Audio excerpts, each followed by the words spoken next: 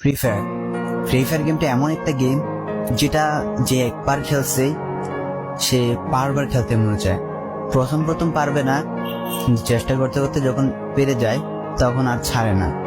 আর এই গেমটা যারা একবার খেলছে, যার মনে একবার জায়গা করে নিয়েছে, সে কখনোই এই গেমটা বলতে পারবে না। সে যদি 1 দিন 2 দিন 7 দিনও না খেলে, সে 7 দিন পর আবার ঠিকই এই গেমটার ভিতরে ঢুকবে। কারণ এই গেমটা কখনো কাউকে কষ্ট দেয় না। এই গেমটা সবসময় সবাইকে আনন্দ রাখে।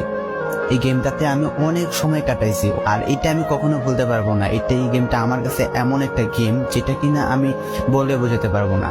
অ্যান্ড এই গেমটা শুধু আমার কাছে না, আমি মনে করি যে প্রত্যেকটা ফ্রি ফায়ার প্লেয়ারের কাছে অনেকটা ইমোশনাল টাইপের একটা গেম হয়ে গেছে। কারণ এই গেমটাতে বর্তমানে যে অবস্থা হচ্ছে, যে গেমে এমন আপডেট দিতেছে, আপডেট দেওয়ার কারণে পুরো গেমটাই চেঞ্জ হয়ে যাচ্ছে। আগের ফ্রি ফায়ার আর আগের মতো নেই।